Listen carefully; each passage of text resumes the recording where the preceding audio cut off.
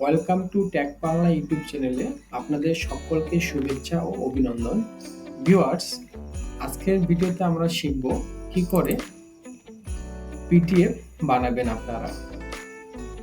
তো শুরু করা যাক আজকের ভিডিও।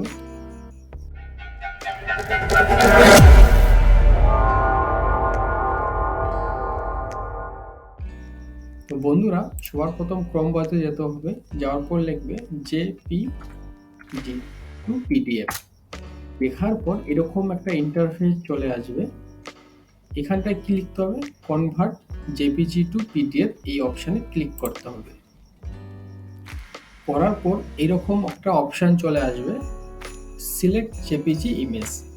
আপনারা যে জেপিজি ফাইলগুলো বানিয়েছেন বা স্ক্যান করেছেন, সেই স্ক্যান ফাইলগুলোকে এখানটায় সিলেক্ট করতে হবে। তো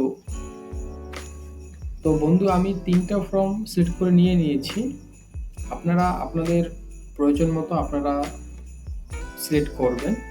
তারপর এখানটায় আছে কনভার্ট টু পিডিএফ। এই কনভার্ট টু পিডিএফ আপনারা করবেন।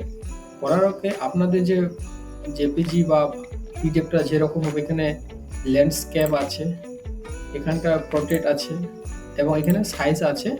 আপনারা আপনাদের মতো করে সেই সাইজগুলো করে নেবেন। আমি বেসিক্যালি A4 সাইজে করতে হয়, তো আমি A4 সাইজটাই করলাম। তারপর কনভার্ট টু পিডিএফ।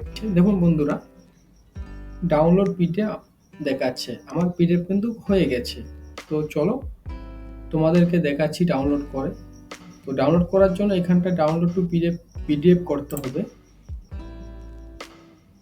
করার পর তো বন্ধুরা, আমার পিডিএফ ডাউনলোড হয়ে গেছে। তো আমি এবার ওপেন করে আপনাদেরকে দেখাবো। দেখুন বন্ধুরা, এটা আমার পিডিএফ ডাউনলোড হয়ে গেছে।